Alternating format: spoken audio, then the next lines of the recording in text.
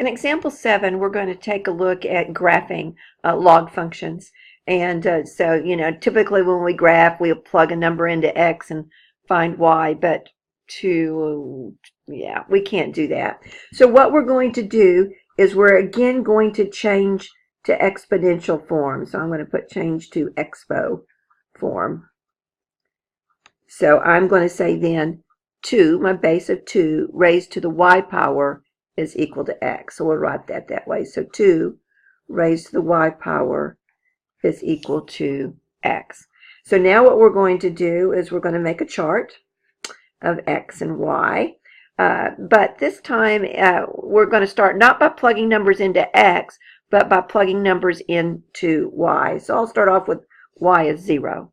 So if y is 0, I get 2 raised to the 0 power, which is 1. So x is equal to 1. If I put in a 1 for y, so 1 in for the y, I get 2 to the 1 power, so that means that x is 2.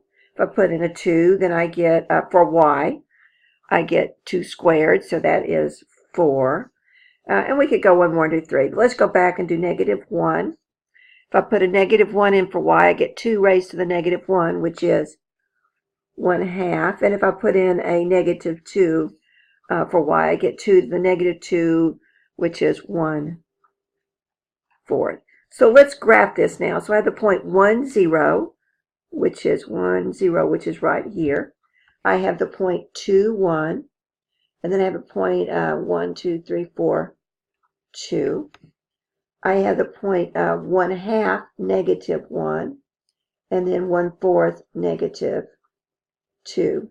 And again, you can see no matter how big or how negative this gets, it's always going to be 1 over, say, 2 to the 10th power, and it's never going to be a negative value for x.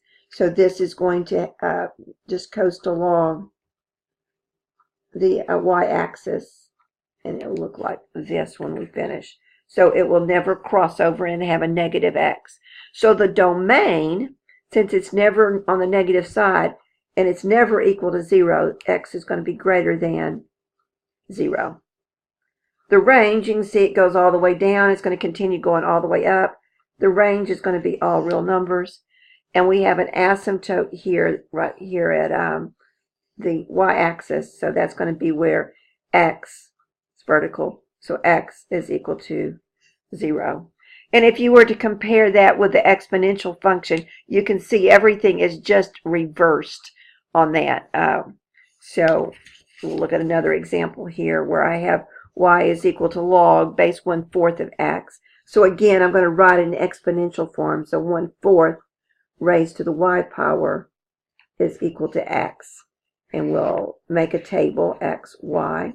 If x is 0, 1/4 of the 0 is 1. If x is 1, I get 1/4. If x is 2, I get 1/4 squared, which is 1/16. And if x is negative 1, if y is negative 1, that's going to flip it and give me a 4. And if y is negative 2, then it flips it and squares it and gives me 16. So that's going to go off the graph. I have the point 1, 0. I have the point 1/4, 1, so that's here. I have the point 1/16, 2, which is even closer there. I have the point 4, 1, 2, 3, 4, and negative 1, and then it's going to be negative 16 and 2. And what's going to happen this time is it's going to coast and then go that direction.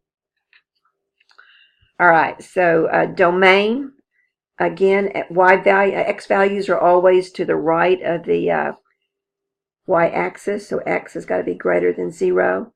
The range is going to be all real numbers, and there is an asymptote again at x is equal to 0. So if you compare these two graphs, you can see that there's always 3 points that are going to be on this graph that will help you graph it. Both of these, you can see that you have the 1, 0 on both of these graphs. So I have the point 1, 0. All right, so on this one, the base is 1/4, and you see we have the point 1/4, 1. And on the other one, we have a base of 2, and you see we had the point 21. So we're going to have, on both of them, we're going to have a point that's going to be the base and 1. And our other point's going to be the one with a negative 1 in it. So it's going to be, I think that's the way we'll do it. It had to be negative 1. And then the reciprocal, so 1 over b. Let's see, that work? So negative 1, 1 over b, so the reciprocal of it. Over here, again, negative 1 and 1 over 2. So 1 over b for that.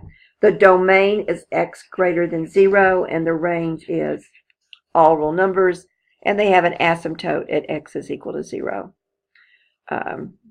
So that's here, the asymptote is x is equal to 0. All right, I'm done.